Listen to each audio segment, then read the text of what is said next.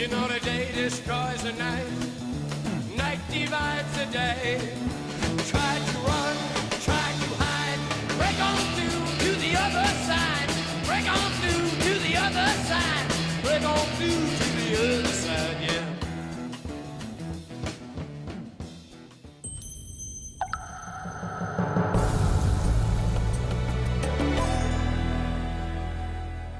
Hello.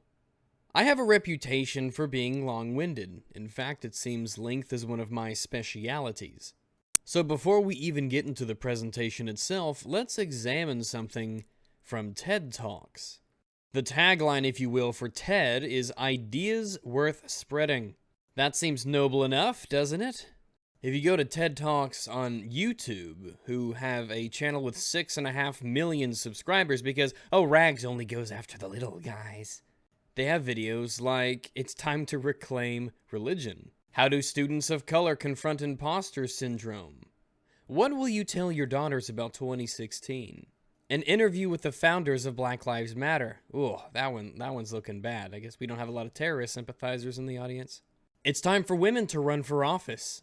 Immigrant voices make democracy stronger. Now, you could notice that underneath each one of these thumbnails, there is a blue and red bar. This shows the like to dislike ratio of a video just by the thumbnail. It's a very useful extension I use, vidIQ or something. But there are some that look like they're really good. Enough with the Fear of Fat by Kelly Jean Drinkwater, which is both her name and dietary advice I would offer for her rolled all into one. The bar is completely blue. Nobody disliked this video. That's interesting. There's another video like this. How Online Abuse of Women Has Spiraled Out of Control by Ashley Judd. Just like the last one, the bar is completely blue. 0 dislikes. These seem like pretty controversial topics. It's shocking that nobody would go to these videos and... there are no dislikes. And there are no likes either. Because they're hidden. They don't want you to see them. And for a site that touts the phrase, ideas worth sharing, the comments seem to be disabled. At first I thought that this betrays their own tagline, ideas worth spreading, but you've disabled the ability for the audience to give their own ideas. But after more consideration, I came to the realization that I was right the first time. And because ideas are so worth sharing, you're not allowed to share your own. So in this video, I'm very upset at two people. I'm very upset at Ashley Judd for reasons we'll get into, but I'm also upset at the TED channel. The comment section was either full of things that they didn't want the audience to see at large, or they knew what was going to be said about these ridiculous things that Ashley brings up, and so they preemptively decided to make sure that those ideas never saw the light of day, at least not on YouTube. Now, you can go to their website and the comments are enabled, but let me ask you this. On YouTube or on TED Talks, where do you think that it's easier to moderate comments? Just a thought. It just seems really, really hypocritical that you can have TED, ideas worth spreading, and then disable people's ability to spread their ideas on the video on YouTube. And it sort of becomes extra relevant based on the things that Ashley Judd is going to say later on, and we'll highlight those later, though chances are you'll pick up on them on your own. So let's go ahead and delve into this.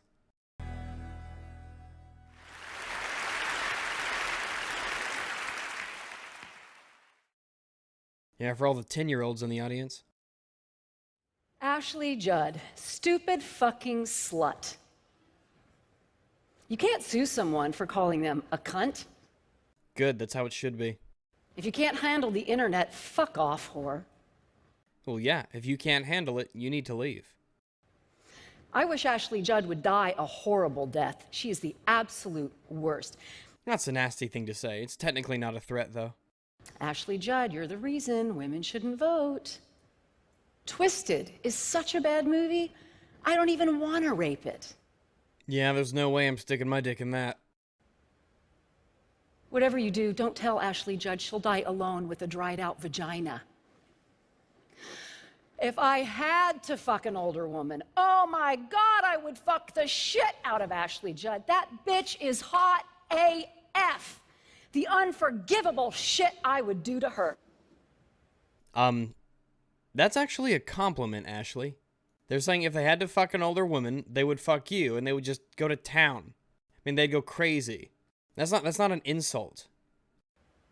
Online misogyny is a global gender rights tragedy, and it is imperative that it ends. All right, there's about 17 different things that I want to say about this, but I'll keep it somewhat short. This is a long video. Ashley Judd is insanely privileged. She lives in the first world country of the United States. She has an insane amount of money. She can speak in front of a very large audience. She's influential. Her clitoris is still attached to her. She has a lot of advantages where she is right now. So much so that she thinks that people saying meanies to her online is a global gender rights tragedy. A global gender rights tragedy. I want you to try and wrap your head around the idea that Ashley Judd is living such an amazingly good life, that her biggest problem here, her issue, is that when she goes online, sometimes people say mean things to her. For her, that is a global gender rights tragedy. People who complain about this sort of thing don't have problems. They have to make them up. She is trying to get you to think that she is a victim. She's standing on the stage, she has millions of dollars from her acting career, all this influence, all this power, all this sway over people, and she is trying to convince you that she is a poor, poor victim.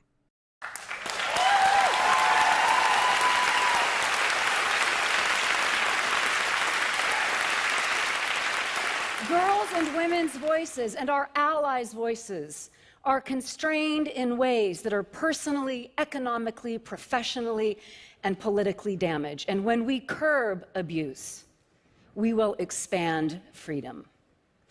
When we curb abuse, we will expand freedom. How is censorship more freedom? That's an interesting question to ask. Obviously, it's not a black and white sort of issue. People have all sorts of different opinions on it. But for the most part, I think we can all agree, at least people who are sane, who actually are living in the real world, restricting people's ability to speak and say what they wish, in what universe is that allowing freedom to flourish? In what universe is that giving you more freedom? Like all the freedom in the comments section, for instance. Can't you see all that freedom down there where the comments are disabled? So much freedom. But that's what you have to do to curb offensive language. That's what you have to do to curb ideas you don't like. You have to nuke them. You have to make sure that they can't be said at all. And then you have to dress it up like that helps freedom. That's why in this video especially it's so egregious that they have disabled comments and hidden the likes and the dislikes of the video. Because TED Talks, ideas worth spreading, that's how you stop ideas from spreading. That's the exact thing you do. You shut people's ability down to make their own comments, to put their opinions out there. And when Ashley Judd says that to curb abuse, you're increasing freedom, this is her version of that. This video right here. This is what happens when people say curb abuse. No comments. Heavy moderation in comments. Look at what's happening on Twitter. Look at what's happening on Candid, for instance. The throttling of channels. The hiding of comments. Things being purged and removed. Wrongthink being silenced. That is her definition of increasing freedom. I am a Kentucky basketball fan, so on a fine March day last year, I was doing one of the things I do best. I was cheering for my Wildcats. The daffodils were blooming, but the referees were not blowing the whistle when I was telling them to. Funny, they're very friendly to me before the opening tip, but they really ignore me during the game. 3 of my players were bleeding, so I did the next best thing. I tweeted.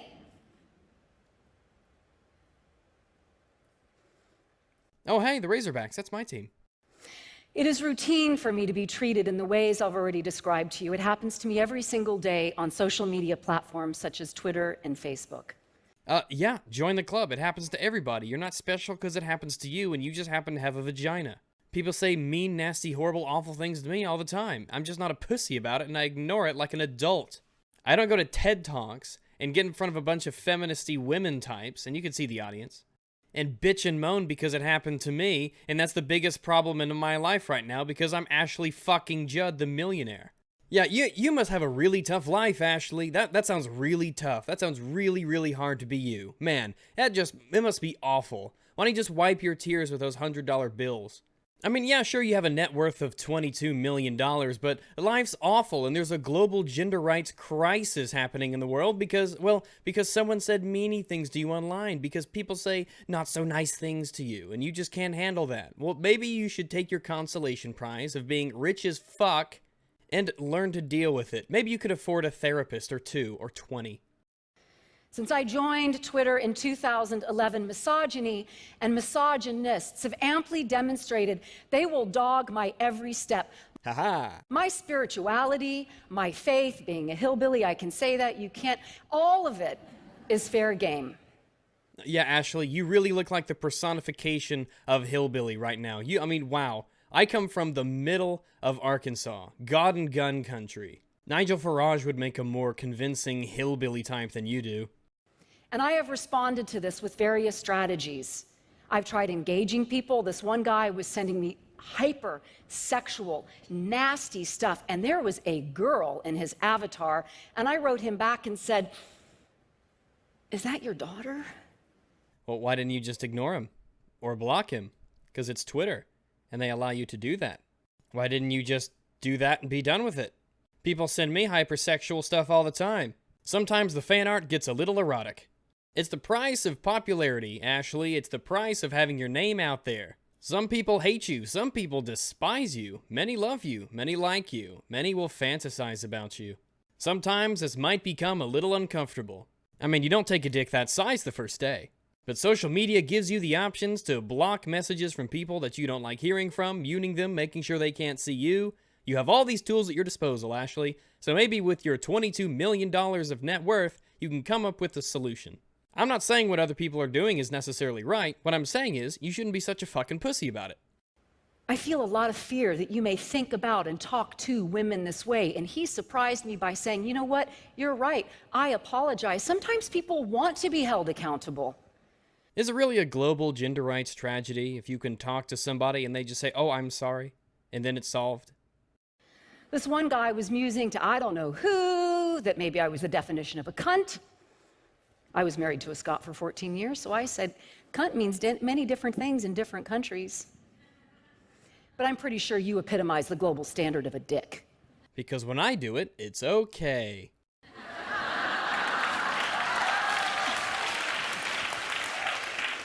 I've tried to rise above it. I've tried to get in the trenches, but mostly I would scroll through these social media platforms with one eye partially closed.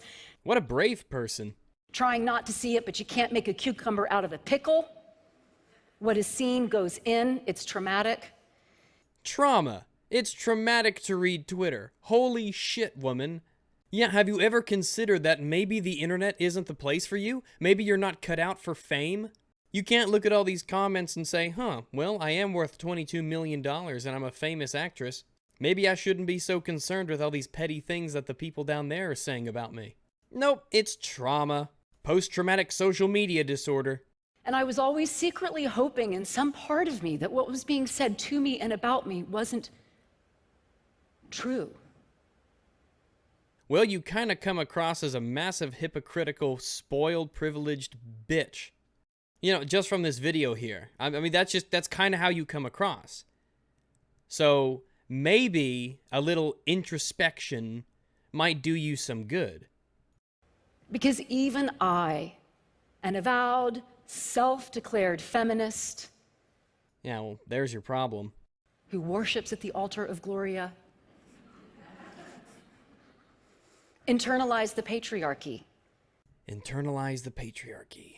Oh boy. Yeah, the patriarchy. They're keeping me down. I have $22 million of worth. I'm a top 1%er. I'm famous. I'm rich. I have influence, class, prestige. People love my name and my works.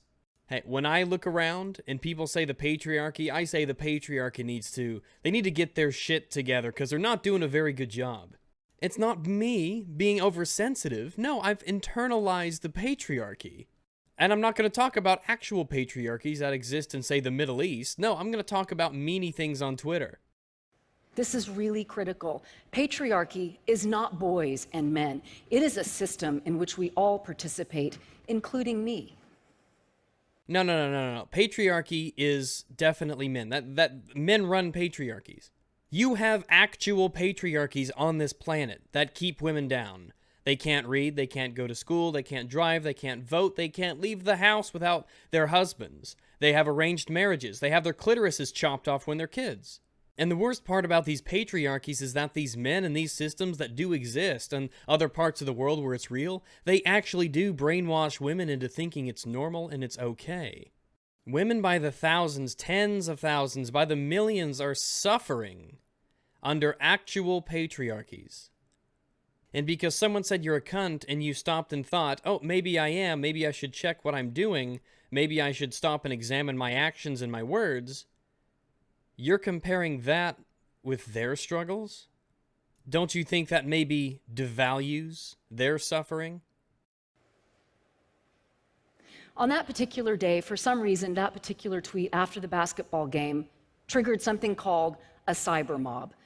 Yeah, that's because you're famous. A lot of people can hear what you're saying, and you're insulting a sports team. Mine, in fact, the Arkansas Razorbacks. Woo, Peg Suey! I didn't make the thing. That's what you call the hogs. Apparently when you want a pig to come closer to you, you say suey, suey, and I don't know. My mom used to have hogs when she was a kid. We're getting off on a tangent. You're extremely famous. You have a very vocal voice, and you're calling out a sports team, and you're making fun of a sports team. And sports fans love their teams, and they hate other teams. What did you think would happen, Ashley, as you were tweeting this? What did you think would happen? You have 309,000 Twitter followers, and you insulted a sports team in the United States of America. What the hell were you thinking, Ashley? Surely you understand the repercussions of doing that. This vitriolic, global outpouring of the most heinous hate speech, death threats, rape threats. And don't you know, when I was sitting at home alone in my nightgown, I got a phone call, and it was my beloved former husband, and he said on a voicemail, "Loved one, what is happening to you is not okay." Yeah, it's not. It really isn't. People shouldn't send rape threats and death threats and silly things like that. That's ridiculous. All right? It's dumb that people do that. But that is the reality of the internet. That is the reality of being able to anonymously send messages to anyone on the planet. That's social media. Social media is filled with people, and people do people things, and that's a people thing. But social media also allows you to block and mute people so you don't have to listen to them, and you don't have to hear them, and it even prevents them from looking at your stuff. But also consider that this is your number one problem in the world and how excellently that means you have it. I mean, no one's going to actually come to your house and try and hurt you. They're just saying mean shit to you to get a reaction out of you, because that's the internet. And it's amazing how you don't understand how it works. And there was something about him taking a stand for me that night. Oh, side note, was him taking a stand for you, was that patriarchy or was that not patriarchy? Because sometimes I get confused jumping at ghosts, you see. That allowed me to take a stand for myself, and I started to write. Oh, so patriarchy is such a huge problem in this country and in our civilization and culture that it took a man to get me, a woman, to defend myself. Okay. I mean, is that internalizing the patriarchy? I don't get it. Do women need men? Because I thought women didn't need men. I thought women were strong on their own and didn't need... I mean, women are the majority of the population. You wouldn't think that they would need men to... I don't know. I started to write about sharing the fact that I'm a survivor of all forms of sexual abuse, including 3 rapes, and the hate speech I get in response to that. These are just some of the comments posted to news outlets. Yeah, these are mean things being said to you. Block them or mute their channels and you don't have to listen to them or hear from them. Stop acting like it's special because it happens to you because you have a vagina. It's just as bad when it happens to someone with a penis. When people are annoying to me on social media, I take my big long schlong and I mute them. Some people are annoying retards. Ignore it and move on. Being told I'm a snitch is really fun. Oh my God, that's such a mean thing to say. It's such a shame that only women experience this awful treatment. People are insulting me online for things that I know are ridiculous. If only I was an adult and could just ignore them. If only there was a way for me to not let it get to me. If I could just block communications or understand that these people are just trying to get me to have a reaction. Thank you, Jesus. May your grace and mercy shine. Oh, there is no God on Twitter. So I wrote this feminist op-ed. It is entitled, Forget Your Team. It is your online gender violence toward girls and women that can kiss my righteous ass. Oh, so see, this is the problem here. This is the problem. This is why people call you a professional victim, like one of those comments you showed. This is why people call you that. This is why it's hard to look at you and not think this is kind of a professional victim on stage here, who's turning her petty little first world problems into some sort of a crisis. When you make fun of a woman, when you say bad things to a woman, it's gender violence. When you say it to a man, that's okay, I guess. What, you don't think men get made fun of all the time for being fat and ugly, for having little dicks, for sleeping with ugly chicks, for not lasting long in bed, for being short, for being bald, for not providing, for not having good jobs? A man can be made fun of in a number of ways, just like a woman can. You're not special when it happens to you. The internet is a place of equality where everyone gets shat on just the same. You're just really, really famous, so you have a lot of exposure, and your voice reaches out to a lot of people. And I did that alone, and I published it alone because my chief advisor said, please don't. The rain of retaliatory garbage that is inevitable, I fear for you. But I trust girls, and I trust women, and I trust our allies. It was published, it went viral, it proves that every single day, online misogyny is a phenomenon endured by us all. Well, guess what? Men have to face online misandry every single day. How do you think we feel about it? We're not going to scream and rant and holler and bitch because, oh, it's a gender issue because it's happening to me, and, ooh, I have a gender. It must be a gender issue. Because these things never happen to men. There are no hated men on the internet based on the things that they say. Not a single one. So let's skip around here and there, see what's up. And let's talk about work. Our ability to work is constrained. Online searches of women applying for jobs reveal nude pictures of them, false allegations they have STDs, their addresses indicating that they are available for sex. All right, ladies, I'm going to give you a little bit of advice. I'm going to mansplain to you for a moment. All right, if you do not want people to see your naked body, do not put pictures of your naked body on the internet. All right, doing this is a counterproductive strategy.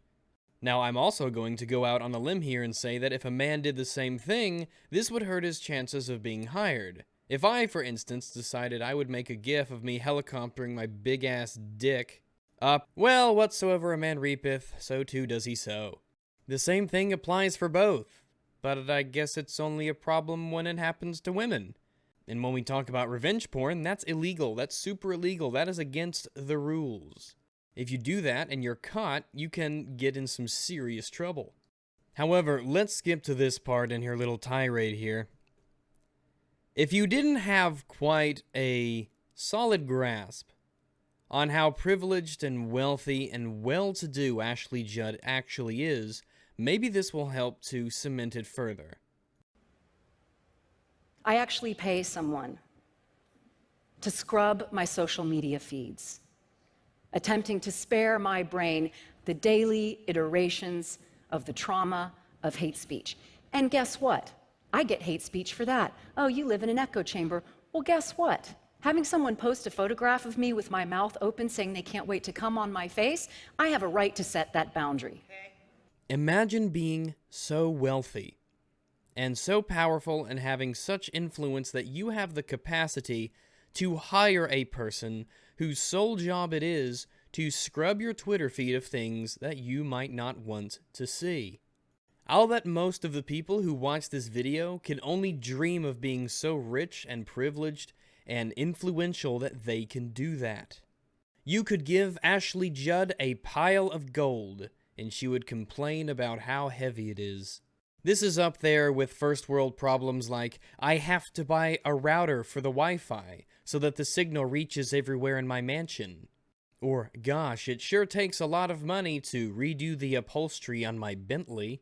Call me cynical, but I don't think I would trust somebody to be in charge of being the one who decides what I do and do not see. How do I know that the things they erase aren't things I'd want to see? Well, you'll never know. And yes, you have every right to scrub your Twitter feed however much you like. You have every right to control what goes onto your social media. Absolutely, you have every right. People bring up how ludicrous it is that you hire someone with the purpose of having them scrub your Twitter feed of things you might not like to see.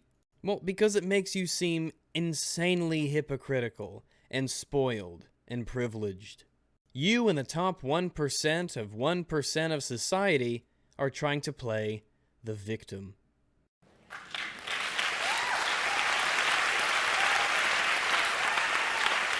And this distinction between virtual and real is specious because guess what? That actually happened to me once when I was a child. And so that tweet brought up that trauma, and I had to do work on that.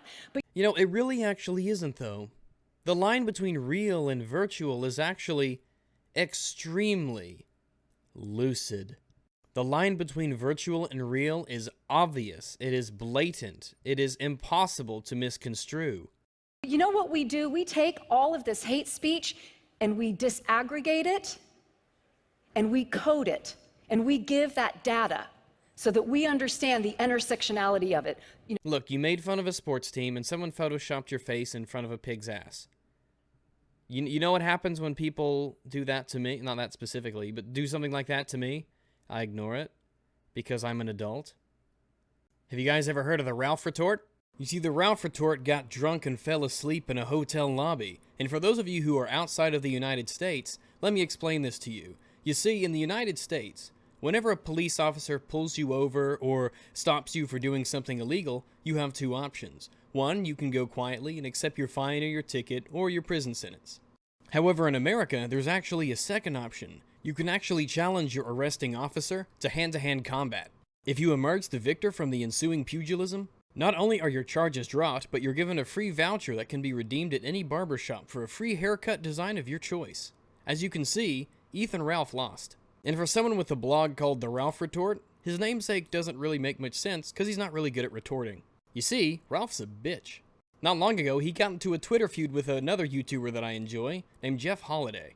And because Ethan Ralph is so darn clever, he decided one of the things he would do is compose his strategy entirely of two things, namely, calling Jeff Holiday gay, and saying that his wife was a whore. Accusing family members of the people he gets in feuds with whores and prostitutes, even if they're children, is a popular tactic used by Ethan.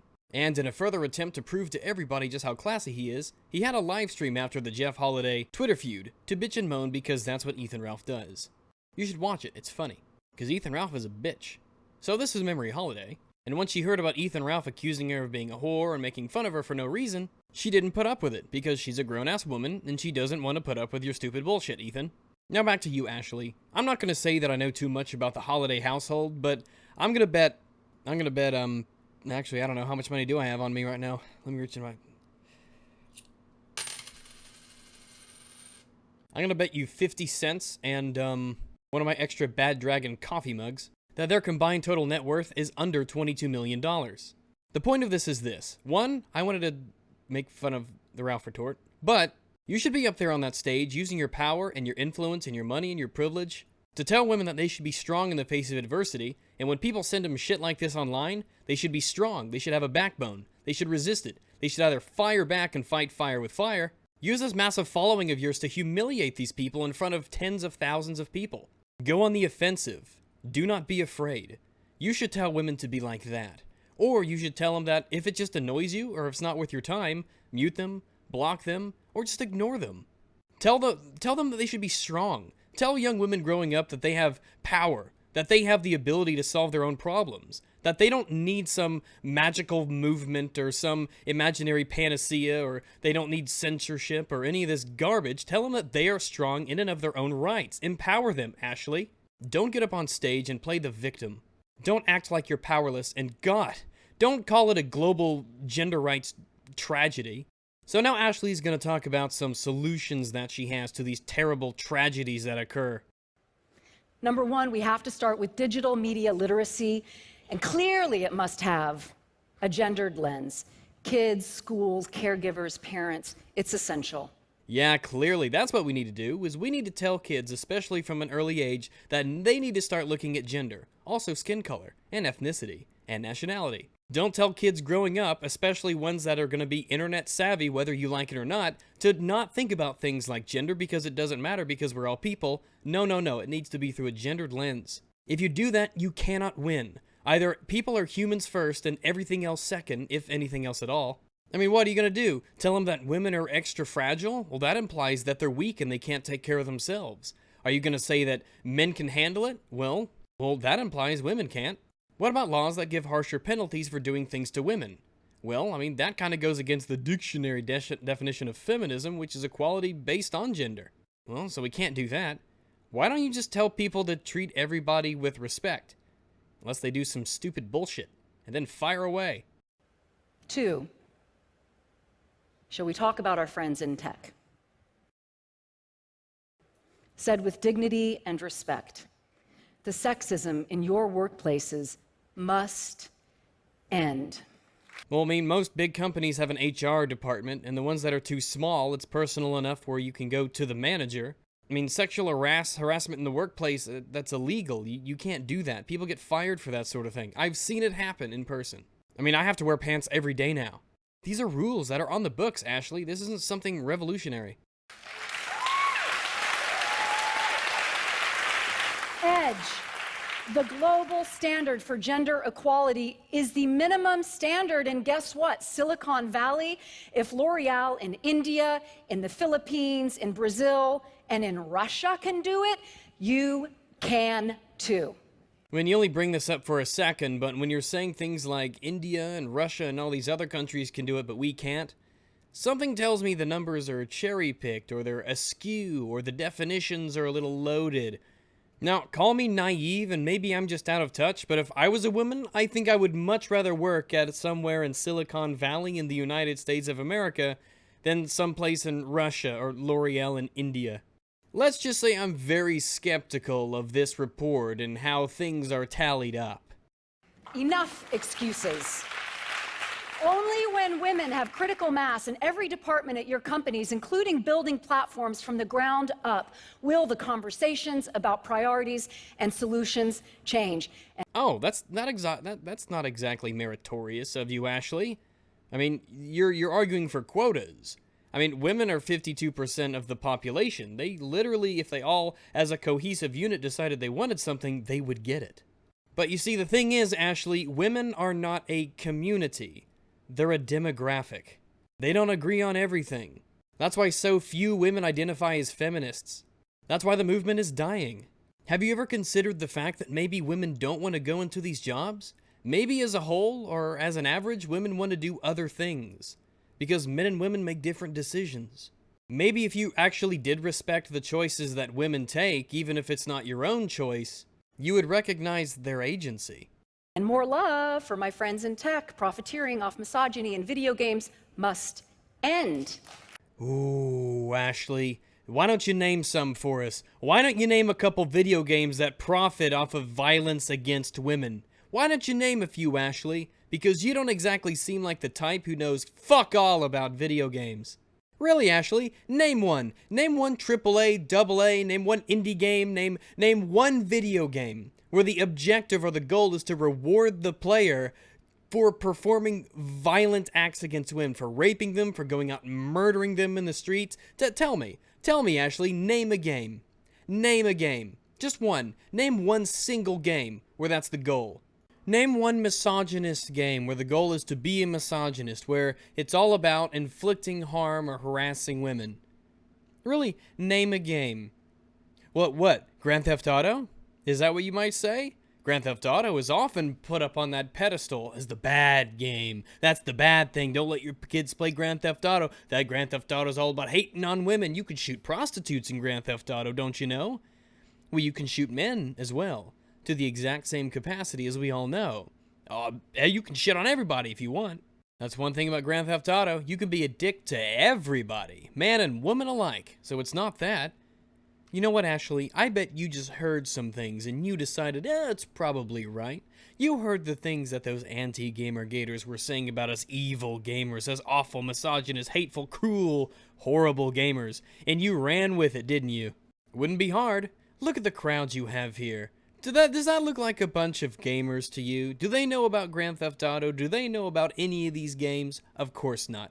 But you know that they think they know, and you think that you know too. You know you can get up on that stage and you can take a big old steaming shit all over video games, because that's what the rest of popular media does. Oh, and they'll clap and clap and clap with their hands. Oh, Ashley Judd, she's standing up for us women, because we all know how bad those video gamers are against women. They just hate our guts.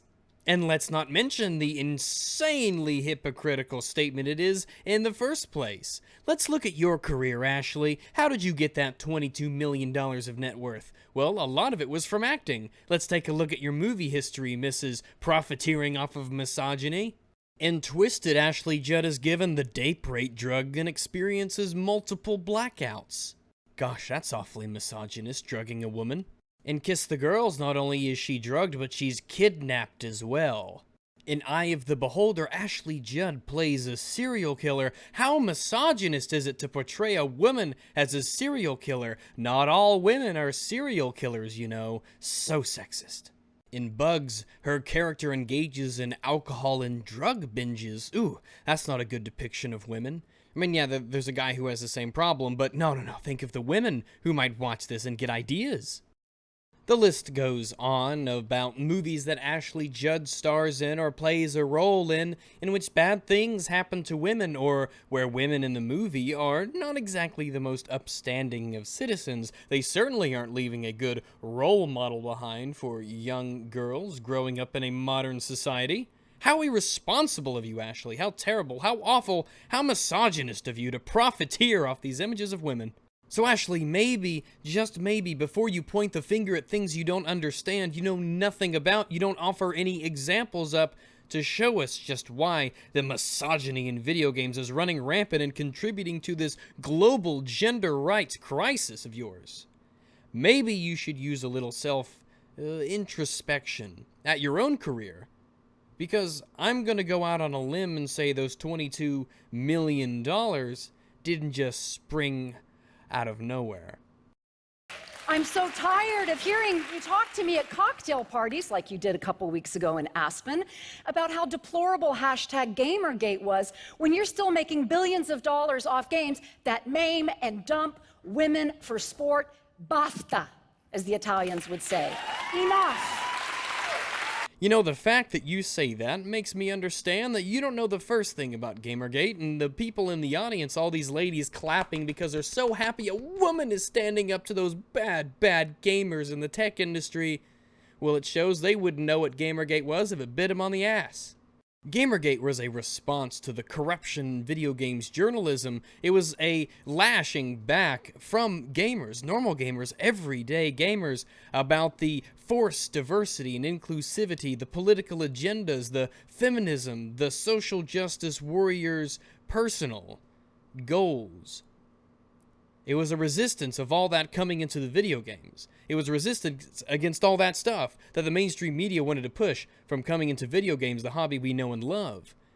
The defense against Gamergate was to call it misogyny. Gamers hate women and they hate the darkies. They hate the faggots. Gamers are just the worst. That's what your defense was. That's why you lost. And that's why you will continue to lose, and that is why your games do not sell. If I went into that auditorium with a microphone and asked all those ladies in the audience who were clapping, what is Gamergate exactly?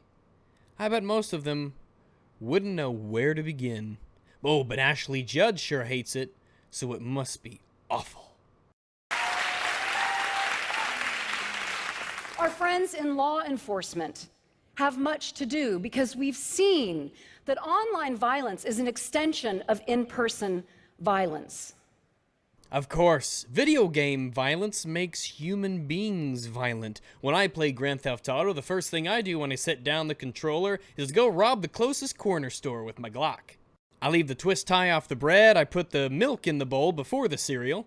I wear socks with my sandals, total anarchy because video games make me a bad person. There have been no studies that have ever conclusively shown this, only that video games can make people more aggressive, though aggression is definitely not a negative trait, as I've discussed in a previous video of mine.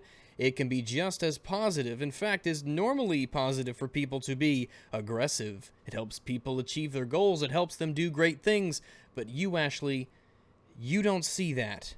And I would love to hear an impassioned defense if someone came up to you and said, well, what about all the violence? What about all the horrible things that are portrayed in the movies that you've starred in on the big screen? Why, how is it that you get off the hook and the same rules don't apply to you when they apply to video games? Games which you haven't provided any examples of. In our country, more girls and women have been murdered by their intimate partners than died on 9/11 and have died since in Afghanistan and Iraq combined. And it's not cool to say that, but it is true. Yeah, and the people who do that, they go to prison, Ashley. That's murder. They don't get away with it. We don't applaud them. Rapists and murderers are some of the most reviled things a society can possibly produce. Nobody is glorifying that.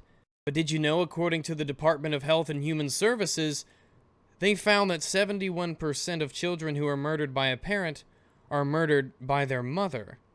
So I think both sides have little things they need to be working on, don't they, Ashley? And besides, modern feminism ignores the plight of men, the suicide rates, domestic violence when they're the victims. All of these things are ignored by feminism. And you can point dictionary definition. I'm not concerned with what Webster tells me. I'm concerned with what I see. Of movement is its people. Christianity isn't the book. Christianity is the Christians, you see. What has feminism done for those men who are victims? Or are male victims, are they not a feminist issue? We care so much geopolitically about what men are doing over there to women over there. Yeah. Actual patriarchies, Ashley. Places where women are suffering and being killed and stoned and beaten with sticks. Where actual human rights tragedies are occurring, and that's just part of the culture. But when your problem is someone said a meanie thing to me on Twitter when women are having their clitorises chopped off and their heads lobbed away because they went outside without male supervision, yeah. I think we might want to focus our attention where women really are suffering. Our legislators must write and pass astute legislation that reflects today's technology and our notions of free and hate speech. There is no such thing as hate speech. As Frank Furedi said, hate speech is the secular equivalent of blasphemy. Who defines what hate speech is? It is fluid in its nature. It could be this tomorrow, it could be this today, it could be something else a week from now or a year from now. Hate speech becomes whatever is politically expedient, doesn't it? Ira Glasser puts it in a fantastic way as I was researching what people's thoughts were on it to help me form my own based on their opinions. He said, speech bans are like poisonous gas. It seems like a good idea when you have your target in sight, but the wind shifts and blows it back on us. Nick Gillespie says that hate speech is simply a political category that gives power to the powerful to pick and choose what lesser mortals are allowed to read, think, and discuss. Look at Germany, look at Sweden, look at what hate speech has become. Speaking out against a political agenda, well, now that's hate speech. So apparently, I've got a pretty bold voice. Yeah, well, manure has a pretty bold smell. So let's talk about our friends. White men. White men. Let's talk about our friends, black men. Let's talk about the Asians. Let's talk about the Mexicans. Let's do that. Let's talk about all those black females. Let's do that.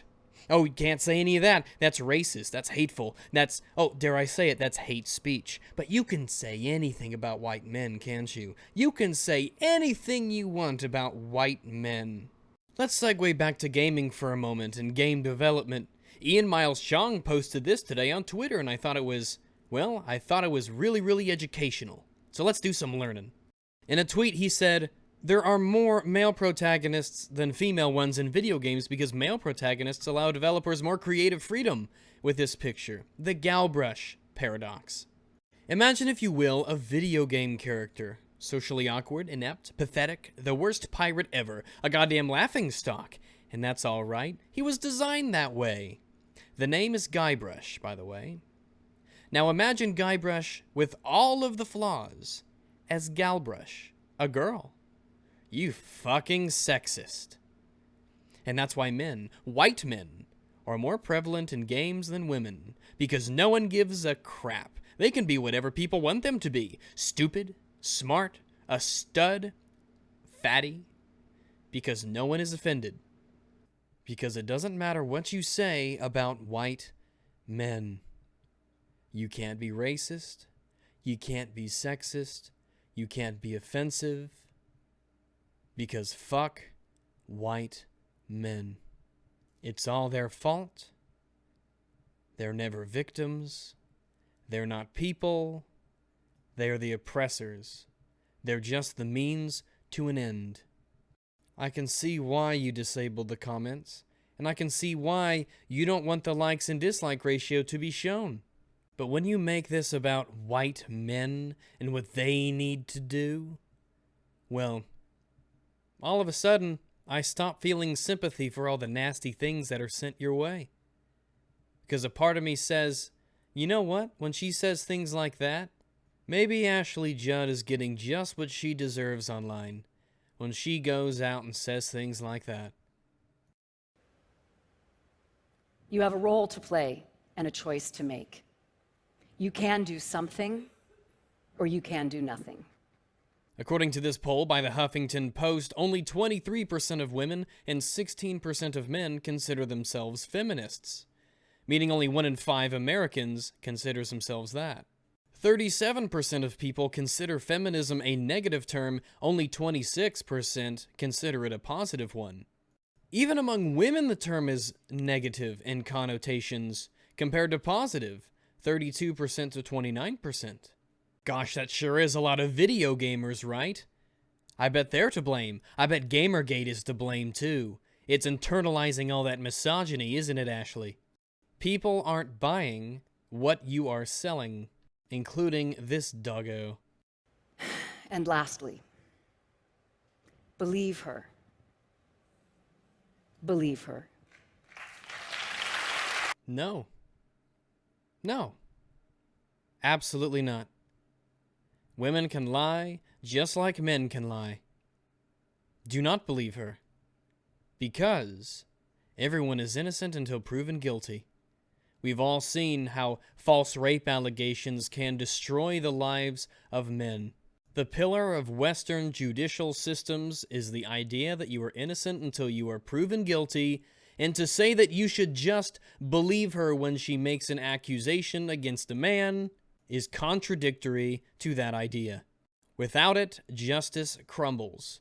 This is why feminism is so negative in connotation in society. That's why so few people identify as feminists. This is why right here, because you are willing to say just because a woman claims that something happens, you will believe her just because she is a woman. Giving preference to a gender because of their gender is sexism, end of story. There really isn't all that much of significant importance in the rest of this talk.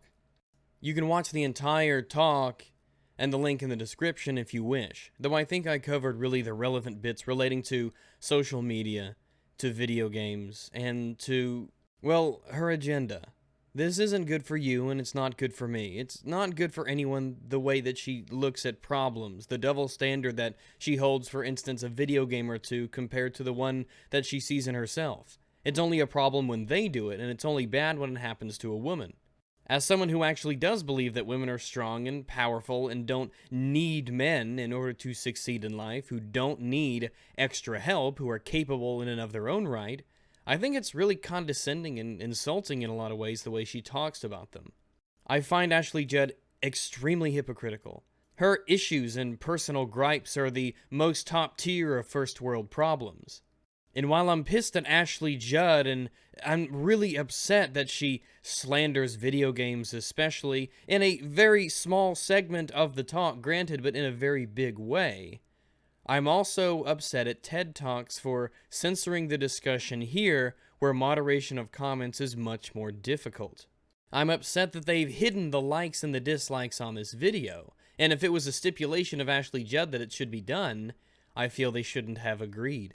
The last thing that I would want for people to see in a talk where the focus was people's behavior on social media is the complete lack of the ability for there to exist communication on the most popular platform the talk will be held on, YouTube.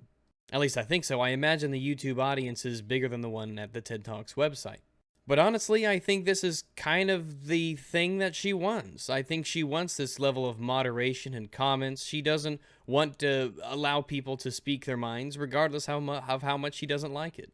Ashley Judd comes across as a person, to me, who would gladly silence 10 comments just for the sake of the one in them that she doesn't like. What are they trying to hide by having a comment section that is non-existent? What are they trying to hide by not showing how many people dislike this video? Because I doubt that few videos have that bar hidden if it's overwhelmingly a liked video. Oh well, I've said my piece. That's enough of that. Let me know what you think in the comments below, which will not be nuked, and in the like and dislike bar, which I will not hide. I may not always be right, but I'm gonna stand by the things I say if I believe in them. If you want to hear more from me throughout the week and in between videos, you can follow me on Twitter and message me there. But until then, see you guys later.